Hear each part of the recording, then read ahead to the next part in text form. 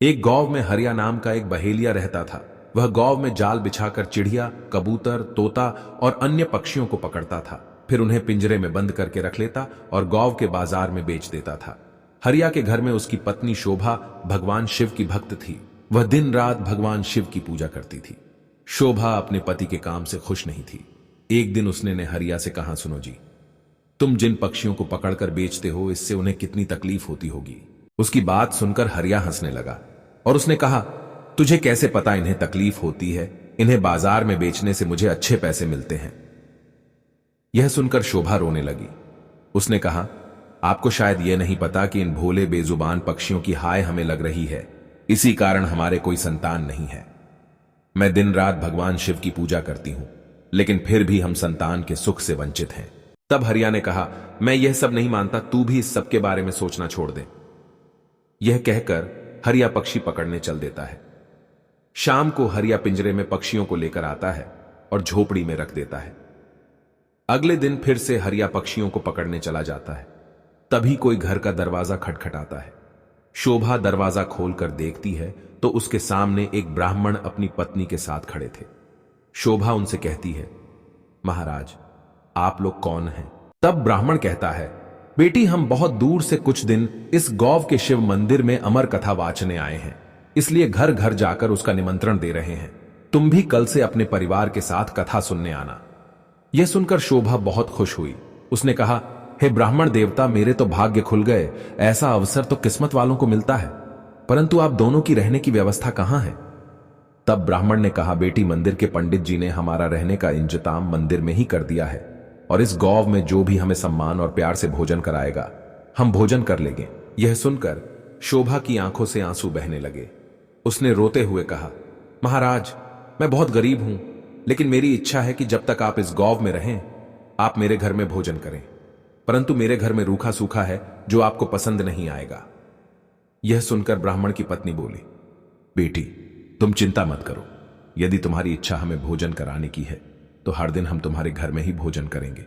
तुम्हारे रूखे सूखे एक निवाले से ही हमारी तृप्ति हो जाएगी। यह सुनकर शोभा बहुत खुश हो गई। उसने कहा, मैं आपके लिए भोजन तैयार करती हूं। तब ब्राह्मण ने कहा, माई, तुम भोजन तैयार करो, हम पूरे गांव में निमंत्रण देकर तुम्हारे घर आएंगे। यह कहकर दोनों चले जाते हैं। शोभा भोजन तैयार करती है। कुछ समय बीत जाने के बाद दोनों पति पत्नी शोभा के घर भोजन करने आ जाते हैं।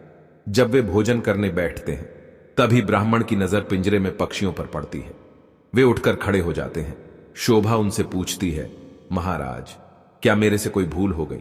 ब्राह्मण ने चोदित होते हुए कहा, तुमने इन बेजुबान पक्षियों को पिंजरे में कैद कर रखा है। हम तुम्हारे घर भोजन नहीं कर सकते। तुम भगवान शिव की अमर कथा सुनना चाहती हो और उनके प्रिय कबूतरों को तुमने कैद कर रखा है।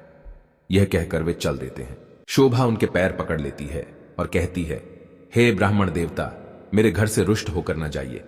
मैं तो वैसे भी संतान सुख से वंचित हूं। अगर आप भी बिना भोजन किए चले गए तो हमारा सर्वनाश निश्चित है। ये पक्षी मेरे पति ने पकड़े हैं, मैं अभी इन्हें आजाद कर देती हूं देग। यह कहकर वह बाहर जाकर सारे पक्षियों को आजाद कर देती है। यह देखकर ब्राह्मण पत्नी सहित भोजन करते हैं और शोभा को सौभाग्यवती और पुत्रवती होने का आशीर्वाद देकर चले जाते हैं। शाम को जब हरिया आता है, वह पिंजरा खाली देखकर शोभा से पूछता है। तब शोभा उसे सारी घटना बता देती है। हरिया गुस्से में कहता है, मैं इतनी मेहनत से पक्षी पकड़कर लाया था और तूने सब उड़ा दिए। आज के बाद किसी को भोजन पर मत बुलाना।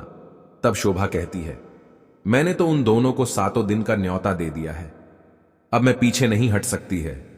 उन्होंने मुझे सौभाग्यवती और पुत्रवती होने का आशीर्वाद दिया है। अमर कथा वाचने वाले सच्चे ब्राह्मण का आशीर्वाद कभी बेकार नहीं जाता। अगर उन्हें भोजन नहीं कराया और उन्होंने गुस्से में श्राप दे दिया तो हमारा सर्वनाश हो जाएगा।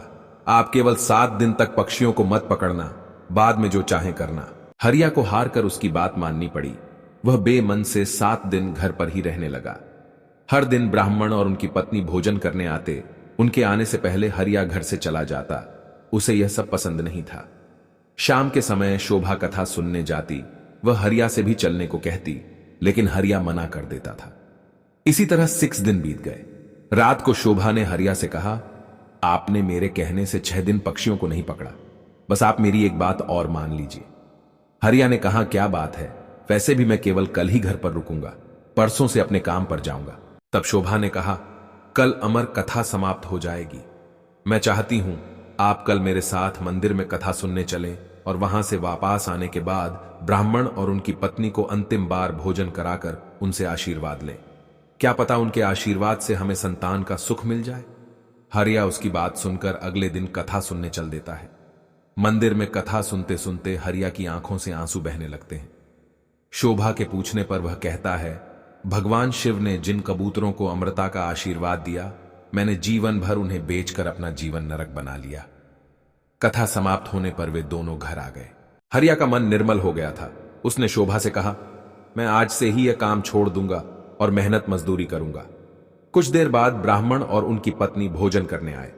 हरिया ने उनका स्वागत किया, उन्हें भोजन कराया। उसके बाद हरिया ने अपने मन की सारी बात उनके सामने रख दी। तभी ब्राह्मण और उनकी पत्नी भगवान शिव और मां पार्वती के रूप में प्रकट हो जाते हैं।